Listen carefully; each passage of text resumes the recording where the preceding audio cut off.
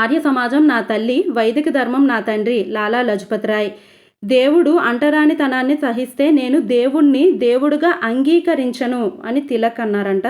కాంగ్రెస్ లక్ష్యాలు ఒంటికన్ను నాయకుల చేతిలో తప్పుదోవ పడుతున్నాయి అరవింద్ ఘోష్ అన్నారు. పైవన్నీ సరైనవి. ఇక్కడ ఈ 3 సరైనవే. సో గుర్తుంచుకోండి. నెక్స్ట్ క్వశ్చన్, ఢిల్లీ దర్బార్లో 5వ జార్జ్ ప్రకటనలకు సంబంధించిన వాటిలో సరికాని వ్యాఖ్య అని అడిగారు. చూసారు కదా, మళ్ళీ సరికాని, ఎక్కువగా మనకి సరికానే అడుగుతున్నారు. ఢిల్లీ పట్టణ నిర్మాణానికి శంకుస్థాపన చేశారు, ఇది కరెక్టే. బెంగాల్ విభజన రద్దు ప్రకటన చేశాడు, అనగా తూర్పు పశ్చిమ బెంగాల్ విలీనం కావడం, ఇది కరెక్టే. సో నెక్స్ట్, బెంగాల్ రాష్ట్రంలో భాగంగా ఉన్న బీహారీలతో బీహార్ రాష్ట్రాన్ని, ఒరిస్సా రాష్ట్రాన్ని కూడా ఏర్పాటు చేశారు, ఇది కరెక్టే. బ్రిటిష్ ఇండియా రాజధానిని కలకత్తా నుండి బొంబాయికి మార్చారు. బొంబాయికి మార్చారా అండి? కాదు, ఢిల్లీకి మార్చారు. సో ఆన్సర్ ఇది అవుతుంది. 1911లో మార్చారు. మరాఠా పాలనలో మొకాసా అనగా నేమి అంటే మనకి ఇప్పుడు ప్రతి డైనస్టీలో కూడాను మనం వాళ్ళ అడ్మినిస్ట్రేషన్ ఎలా ఉండేది అని చూస్తున్నాం. ఒక్కొక్క డైనస్టీలో ఒక్కొక్క వర్డ్స్ యూజ్ చేసేవారు. సో ఇక్కడ మరాఠా పాలనలో మొకాసా అనగా నేమి అంటే అధికారుల జీతభత్యాలను ఇవ్వబడిన సంపద అని. ఆన్సర్ వచ్చి అధికారుల జీతభత్యాలు. నెక్స్ట్ క్వశ్చన్ చూద్దాం. ఈ క్రింది వాటిలో సరైనది గుర్తించండి అని ఇచ్చారు. ఇక్కడ చూసారు కదా, సరైనది 1831లో విలియం బెంటిక్ వడియార్ల నుండి మైసూర్ను స్వాధీనం చేసుకున్నాడు. ఇక్కడ ఒడియార్లు అని పడిందండి, వడియార్లు మనకు ఐడియా ఉండుంటుంది. ఆప్షన్ బి 1881లో లార్డ్ రిప్పన్ మైసూర్ను తిరిగి వడియార్లకు అప్పజెప్పాడు. ఇది మీలో ఎంతమందికి తెలుసో చూడండి. ఇవి 2 కరెక్టేనండి. మనకి 1831 విలియం బెంటిక్ తీసుకున్నారు. విలియం బెంటిక్ అనగానే మనకు గుర్తొచ్చేది ఏంటండి, ఇతను first governor general of India కదండి. అండ్ సతీ సహగమనం కూడా ఇతని టైంలోనే వచ్చింది. ఎడ్యుకేషన్ లా కూడా ఇతనే పాస్ చేశారు. విలియం బెంటిక్ చాలా ఇంపార్టెంట్ పర్సన్. అలా ఒక క్వశ్చన్లో ఎవరైనా ఇంపార్టెంట్ పర్సన్ వస్తున్నారో అంటే వాళ్ళ బ్యాక్గ్రౌండ్ని కాస్త మనం రిమైండ్ చేసుకోవాలి. 1881లో లార్డ్ రిప్పన్ మైసూర్ను తిరిగి ఒడియార్లకు అప్పచెప్పాడు, ఇది కరెక్టేనండి. ఇక్కడ మనకి లార్డ్ రిప్పన్ అనగానే మనకి ఏం గుర్తుకొస్తుంది? స్థానిక సంస్థల పితామహుడు Lord Ripon. Okay, so answer A and B. Next question, ఈ క్రింది వాక్యాల్లో సరైనది గుర్తించండి అన్నారు. దాదాబాయి నౌరోజీ లేబర్ పార్టీ తరపున బ్రిటిష్ పార్లమెంట్ సభ్యుడయ్యాడు. బి, దాదాబాయి నౌరోజీని Grand Old Man of India అని అంటారు. ఇక్కడ అందరికీ చాలామందికి తెలిసింది Grand Old Man of India, B కరెక్టే. సో ఇక్కడ మనకి తెలుసు దాదాబాయి నౌరోజీ లేబర్ పార్టీ తరపునే బ్రిటిష్ పార్లమెంట్ సభ్యుడయ్యాడు. సో ఇక్కడ కూడా మనకి ఏ అండ్ బి ఆన్సర్ అవుతుంది. Both are correct. ఇక్కడ చూడండి, బుక్స్ వాళ్ళు రాసిన బుక్స్ ఇచ్చారు. నెక్స్ట్ క్వశ్చన్, ఈ క్రింది పుస్తకాలకు సంబంధించి వాటిని రచించిన వారిని సరిగ్గా జతపరచుము అని చెప్పారు. ఇక్కడ మీకు తెలిసిన వెంటనే ఏం వెళ్ళాలి? దాదాబాయి నౌరోజీ ఏం రాశారండి? ఇంగ్లాండ్స్ డెప్ట్స్ టు ఇండియా అన్న బుక్ను రాశారు. సో ఇక్కడ మీరు D3లో ఏముంది అని చూసుకోవాలి. ఇక్కడ చూస్తే 3 ఆప్షన్స్, ఒక్క ఆప్షనే ఎలిమినేట్ అవుతుంది. నెక్స్ట్ మనకి RC Dutt economic history of India రాశారు. అంటే బి ఏమవ్వాలి? 1 అవ్వాలి.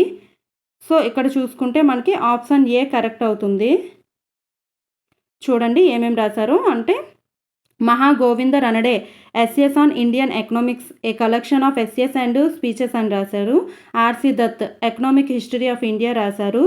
జాన్ డిగ్బీ ఏం రాశారండి? ప్రాస్పరస్ బ్రిటిష్ ఇండియా రాశారు. Dadabhai Naoroji England's debts to India అన్నది రాశారు. సో ఇక్కడ మనం గుర్తుంచుకోవాలండి, ఇవన్నీ ఇంపార్టెంటే.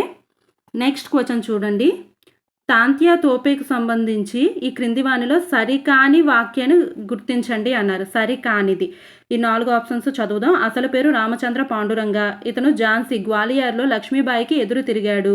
మాన్సింగ్ అనే నవాబ్ ఇతన్ని బంధించాడు. ఇతన్ని 1858లో ఉరితీశారు. ఇక్కడ మీకు చూడగానే ఒకటి అర్థం అవ్వాలి ఏంటంటే ఇతను లక్ష్మీబాయికి హెల్ప్ చేశారు, సహాయపడ్డారు, ఎదురు తిరగలేదు. సో వెంటనే మనం ఏంటి ఆప్షన్ తీసుకోవాలి? Second option is incorrect. Okay, so next question చూడండి, మనకి సత్యాగ్రహాలు ఇచ్చారు. వాటికి ఎవరు నాయకత్వం వహించారు అన్నది ఇచ్చారు. బార్డోలి సత్యాగ్రహం అనగానే మనకు ఎవరు గుర్తొస్తారు? వల్లభాయ్ పటేల్ గారు. అండ్ ఈ సత్యాగ్రహం అయిన తరువాతనే అతనికి సర్దార్ అన్న బిరుదు కూడా వచ్చింది. ఇది ఏ ఇయర్‌లో వచ్చిందండి? 1928 ఇయర్‌లో వచ్చింది. సో, A2 అవ్వాలి. చూడండి ఇక్కడ ఆల్రెడీ ఒక ఆప్షనే ఎలిమినేట్ చేయగలం. రిమైనింగ్ 3 ఆప్షన్‌లో A2 వచ్చింది. నెక్స్ట్ మనకి పాబ్నా ఉద్యమం. ఇది కేశవచంద్రరాయ్, శంభునాథ్ కొదిమల్లు అండి. పాబ్నా అన్నది మనకి రైతులు చేశారు 1873లో. సో, అందులో కొంతమంది నాయకులు ఉంటారు కదా, వాళ్ళ పేర్లే ఇచ్చారు. నెక్స్ట్ మోప్లా ఉద్యమం ఎవరు మనకి చేశారు? ఇది కేరళలో జరిగింది. ముస్లిమ్స్ తిరగబడ్డారు. సో, ఇక్కడ మనకి మహాదేవ్ నాయర్, గోపాల్ మీనన్ అండ్ యాకూబ్ ఖాన్ ఉన్నారు కదండి. మోప్లా ఉద్యమం అంటే C4 అవ్వాలి. So, A2, B3, C4 option 1 అవుతుంది. నీలిమందు ఆందోళనలు బిస్వాస్ సోదరులండి.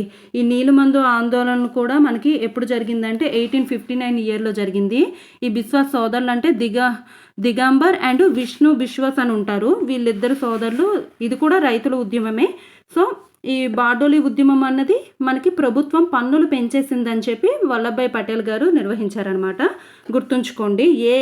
అంటే చంపారన్, ఖేడా ఇవన్నీ సత్యాగ్రహాలు మనకి ఏ ఇయర్‌లో జరిగాయి, ఎందుకోసం జరిగాయి అనేది కూడా చాలా చాలా ఇంపార్టెంట్. ఓకే.